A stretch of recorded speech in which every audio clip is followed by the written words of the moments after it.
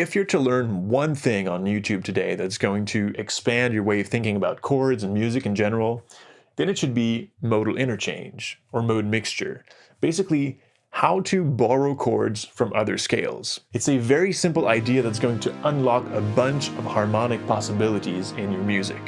What I'm about to show you is probably my craziest music map up to now, because I attempted to present in a single diagram every practical use of modal interchange. This has never been done before on YouTube or anywhere else because it's a big mess. But we'll go through it step by step in increasing levels of craziness.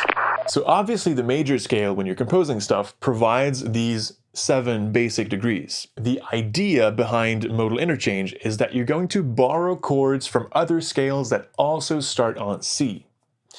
For instance, C Dorian, C Phrygian, C Lydian all contain new chords that could be used to expand the harmonic landscape of C major. So the way that people on YouTube normally talk about this is, okay, let's take every possible mode that starts on C and let's look at every possible chords contained in these modes, and you get this amazing matrix of possibilities. Is that true? Yes. Is that helpful? Not really. Is that a good visual representation? Not at all. It just makes you want to quit music and start painting or something. That's baloney. So we'll go back to the basics here and we'll start growing the modal interchange out of the 7 basic degrees. Level 1, decorative use. Historically, the first type of modal interchange that composers like Bach started using back in the days was to decorate the dominant chord with an A flat.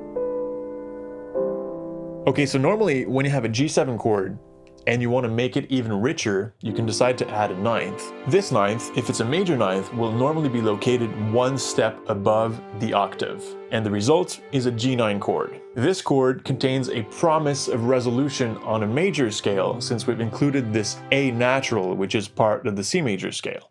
If we were going to a minor resolution, then we would have added the A flat because the C minor scale naturally contains the A flat. So in many cases, this ninth kind of has a signaling function.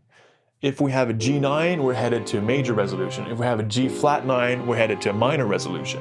So Bach and his friends had this amazing idea of, what about we play the G flat 9, but then we go to a major chord instead?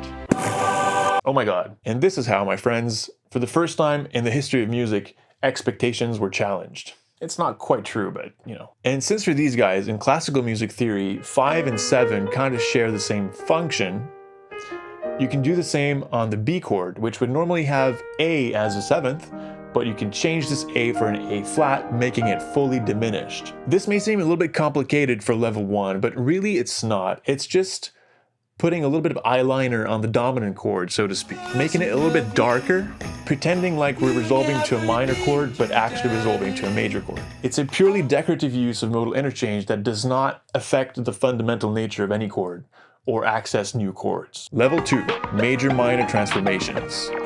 Okay, so level 2 happens when you start playing with the major-minor nature of chords. We normally have 3 major chords, C, F, and G. And since in the C minor scale, the 3 flats are B flat, E flat, and A flat, there's this nice little pattern where each flat of the minor scale corresponds to the 3rd of one of those major chords. So it becomes possible to take every major chord of the key and transform it into a minor chord. So if you transform the tonic chord, you'll get things like the intro to Thus Spoke Zarathustra by Richard Strauss, used prominently in 2001: Space Odyssey. So first he goes from the major chord to the minor chord, and then he does the opposite, going from the minor chord to the major chord. And I think the band Timbre Timbre were paying homage to that in their song The New Tomorrow, which does exactly the same pattern but in reverse. But the most well-known use of modal interchange is by far taking the F chord and making it minor. Dancing, but she's dancing with another man.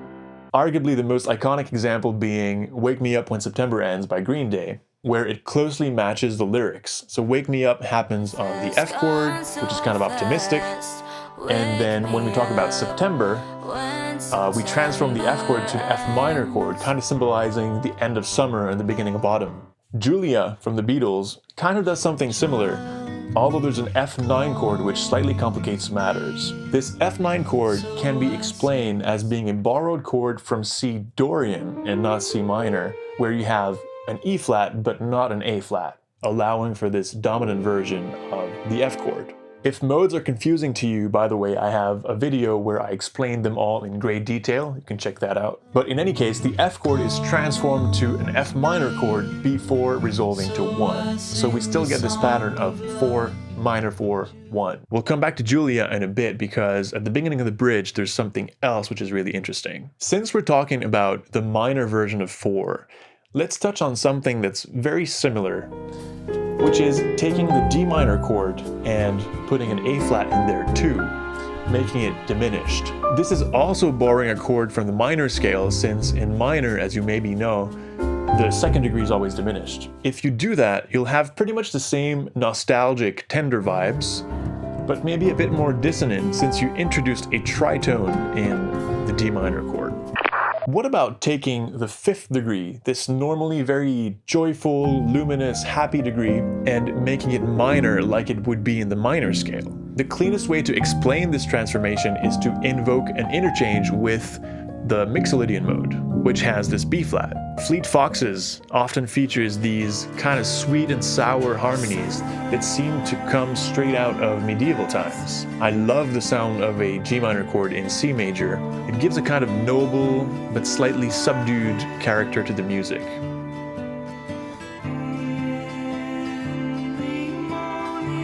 Here's another way of using this minor version of 5 in passing from 5 to 4.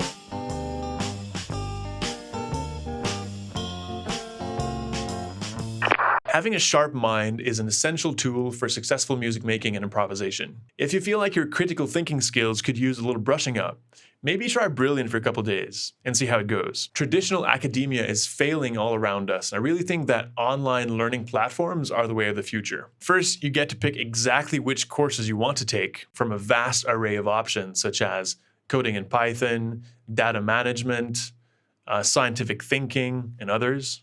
They even have a course on quantum mechanics with Sabine Hossenfelder, which is really awesome. It's literally the opposite of mindless scrolling, so I'm happy to have them sponsor this video today. Then you're going to get smarter every day at your own rate and in your own time, on the go, in transit, wherever you want. And the sheer quality of the lessons there is quite mind-blowing. They're crafted by top researchers and professionals at MIT, Caltech, Google, etc. If you want to try it for free for 30 days, visit brilliant.org/Pur Pasteur or scan the QR code that's right here. You can also click the link in the description below to get 20% off your annual premium subscription.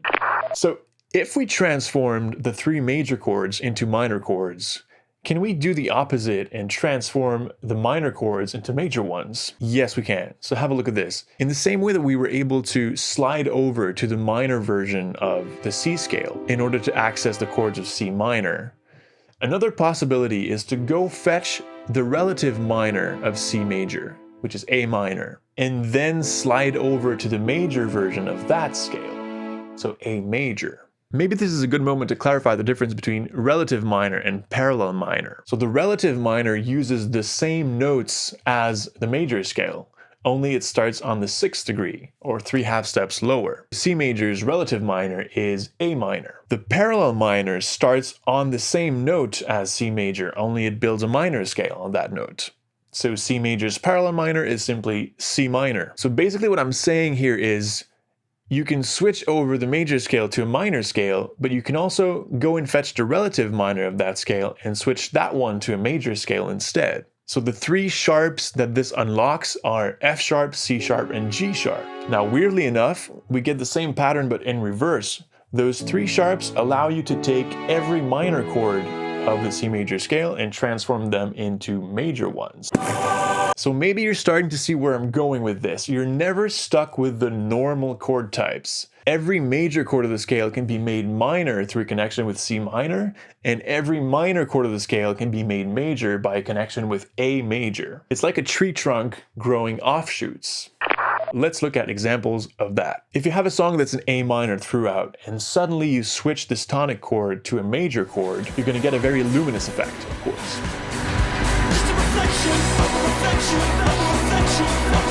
The famous guitar bridge in Space Oddity does just that.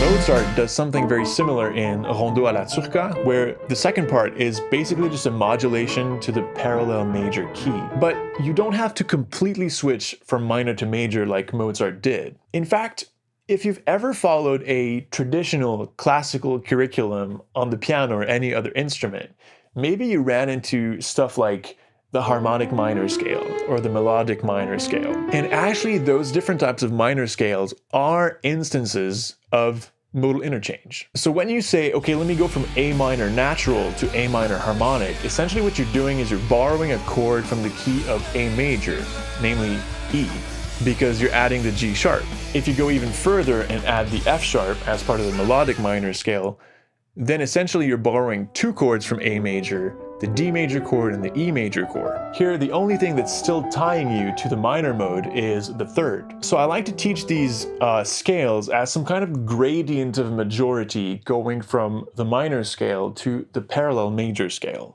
Let's listen to maybe the greatest example of this, which was suggested by Valet5654 in the comments of my last video, and that is Ennio Morricone in The Good, the Bad, and the Ugly.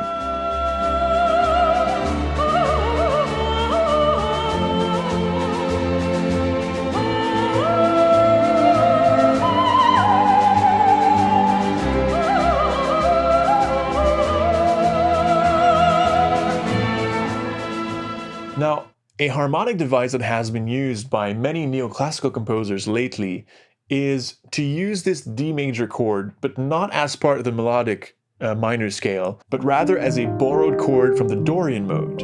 You start out in a purely minor scale with the minor sixth, and then at some point you're going to plug in a D major chord as part of an interchange with a Dorian. It's almost as if neoclassical composers, me included, are kind of feeling bad because we're always composing sad music in minor keys. So we feel compelled to at least try to offset that depressing effect by including the D major chord in there, which adds some positivity and hope to the harmonic landscape. But this has been done in many, many other contexts as well, such as here.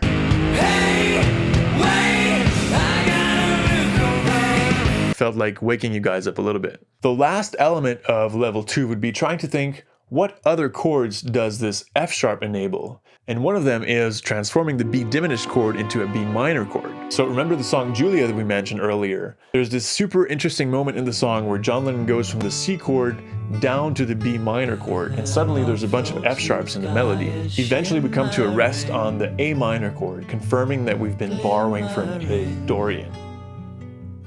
Level 3, Unlocking New Fundamentals.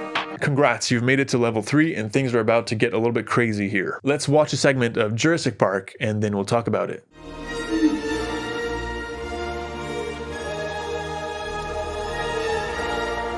How would you describe this chord in terms of emotional effect? Notice the heroic, noble, but also kind of strange and distant vibes that come out of this chord. That is the B flat chord, or flat 7. We got to this chord by using one of the alterations of the C minor scale, but instead of using it just as a third, we built a whole chord on it. In a jazz context, often this B flat chord is made into a dominant chord, and it's going to resolve directly to the tonic one step higher. That's called the backdoor resolution.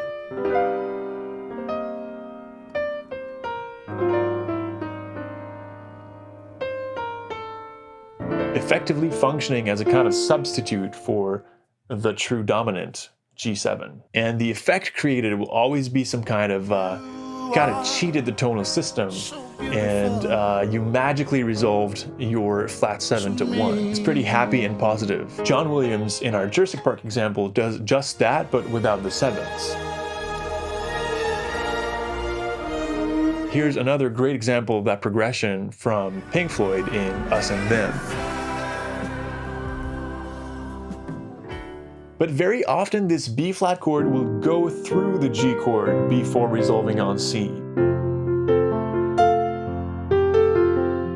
Bruno Mars does that very clearly in When I Was Your Man. And actually this example is super interesting because he hits this flat 7 chord, and then he goes to G, but instead of playing the full G chord, he plays G sus4, and only later does the B natural appear. Because here in this otherwise very diatonic pop song, the modal interchange comes in as a real surprise. It sort of shakes us up. So then if he'd gone directly to the G chord with the B natural, that would have sounded harsh because there would have been a clash between the B flat and the B natural contained in the G chord. So he goes through this transition of G sus4, which reaffirms the key of C, but sort of easing in this B natural, allowing our ears to slowly readjust to C major. And I think this is a great example of how to use these resources, but in a way that's being aware of the disruption that they cause to the tonal center. Instead of resolving up to 1, you'll often see this flat 7 chord resolving down on 6, so down a half step on A minor. This could be interpreted as a borrowed chord from A Phrygian, which would contain the B flat. Here's an absolute classic that combines this flat 7 chord with an element of level 2, which was the major version of 4. So we get this bright and luminous effect from the major 4 chord, and then we descend into the darkness of the flat 7 chord, which is reminiscent of the Phrygian mode with very dark and forceful connotations. So globally, I would say that the flat 7 chord often comes with an element of surprise, sometimes a grandiose or noble character, but then it really depends on the direction of resolution. If you go up to 1, it's going to be this happy, magical transformation, and if you go down onto 6, then it's going to be a very dark harmonic motion with nasty Phrygian vibes. Okay, so the second chord that level 3 unlocks is E flat major, and the archetypal example of that is Jealous Guy by John Lennon. So the first time around, he hits this G minor chord on B flat, which is very close to the flat 7 chord that we were talking about earlier, and then goes down a fourth to F. So this is pretty typical. But then, the second time around, the legend, the master, the one and only John Lennon goes up a fourth, landing on E flat major, which is extremely epic, especially with the melody going up like this and the lyrics made you cry. So the reason why this hits so hard is because we have a compounding effect from the chords chosen, the lyrics, and the melodic movement. By the way, the same harmonic device is behind the Star Wars theme by John Williams, just flat 3. And because of the associations of being epic, heroic, but also harmonically distant, these chords, flat 7 and flat 3, but modal interchange in general, has often been associated with science fiction and the concept of space travel.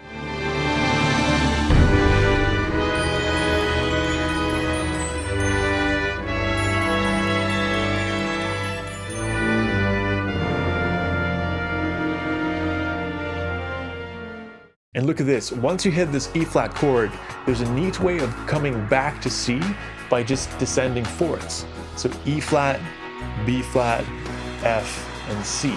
Jacob Collier would call this negative harmony. You can go E. And it's something so elegant about that. Don't you think it's cool?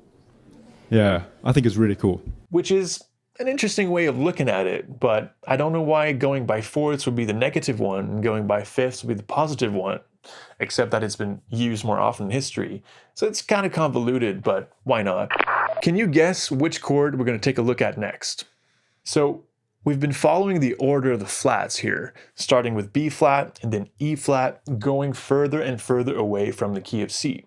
So the next one in line would be A flat major. I feel like there's an oh darling example in each and every one of my videos, which is kind of crazy because I always feature a different part of the song, so it contains so much iconic stuff. But right after doing this very intense 5 of 4 going to 4, the Beatles crank it up again one notch with this bass line going F, F sharp, G, A flat. Also super epic, and compared to the flat 7 and flat 3, I would say the flat 6 has a slightly darker edge to it.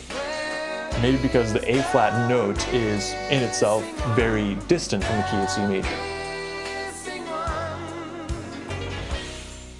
So a super classic way of using this flat 6 is going flat 6, flat 7, and back to 1. It's become this meme of, you know, victory in video games. You can hear pretty much the same thing in Superman, again music by John Williams.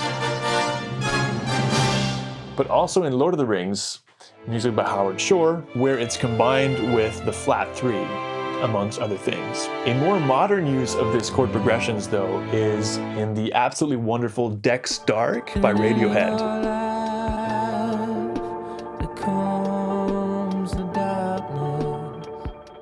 Did you know that the band was not even sure this song had potential before seeing it in Ozark, which is crazy.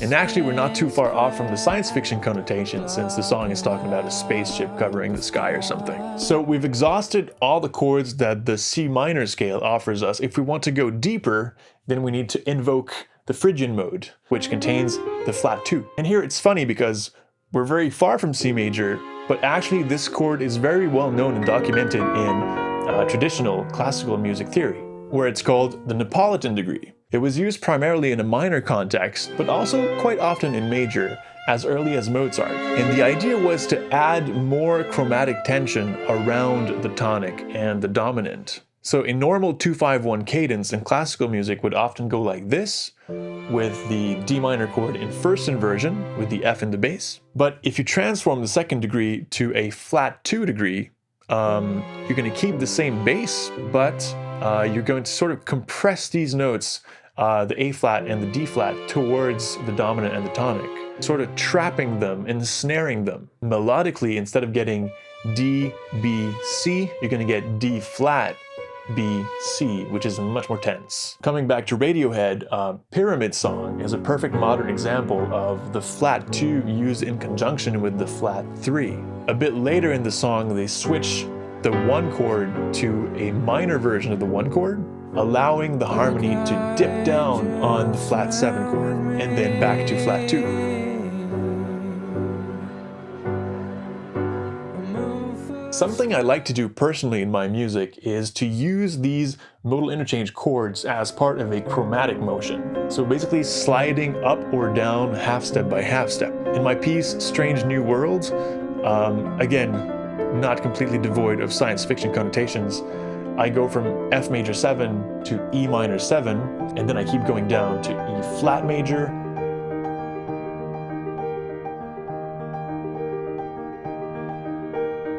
D minor, which is suspended,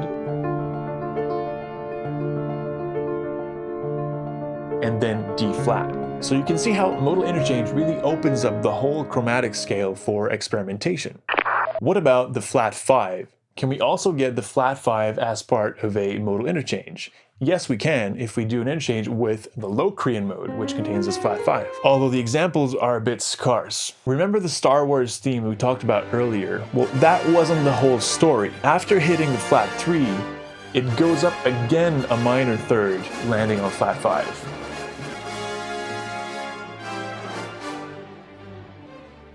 Level 4, Going Crazy. If you've made it to level 4, then you're an amazing human being. Thank you so much for being here. The last thing that we can do to twist the tonal system into new forms without completely collapsing into atonality is to take these new fundamentals that we unlocked in level 3, but make them minor. Here we're going to keep leaning heavily on Mr. John Williams because he's maybe not a pioneer of these harmonic motions, but let's just say that modal interchange has never been that popular. For instance, one of the most loved themes of film music history is Hedwig's theme, and it makes a great use of the minor flat 7 degree. So, you know, the theme starts on the minor tonic, and then eventually it moves to the minor version of 1, which is already pretty radical, since normally going from 6 to 1 is the quintessential happy progression. But here, expectations are completely baffled and you go into a minor version of 1. So it's like you've lost your home or something. And then the way this comes back to A minor is not through B flat, but B flat minor. An even more oppressive chord progression is to start on the minor tonic, 6, but then to go down on the minor version of 4, which is a trademark of the Imperial March. But if we keep listening, it gets even more interesting with the arrival of the minor E flat chord, which is minor flat 3. So minor chords everywhere. Okay, I had to look quite hard to find the next ones, but buried deep in the Lord of the Rings soundtrack there is a moment where a major chord is polarized, but we can feel the danger in the music since it's preceded by a minor version of flat 6. Then we move on to the minor version of flat 2 before resting back on this major chord again. Strictly speaking, if you're looking for the mode from which we can borrow the A flat minor chord, the only possibility is the minor harmonic scale, which contains all the required notes. For D flat minor, it's more complicated, but C fragish comes to mind, or C phrygian dominant, but that's just trying to justify a chord progression that doesn't need any justification. It just sounded good, you know?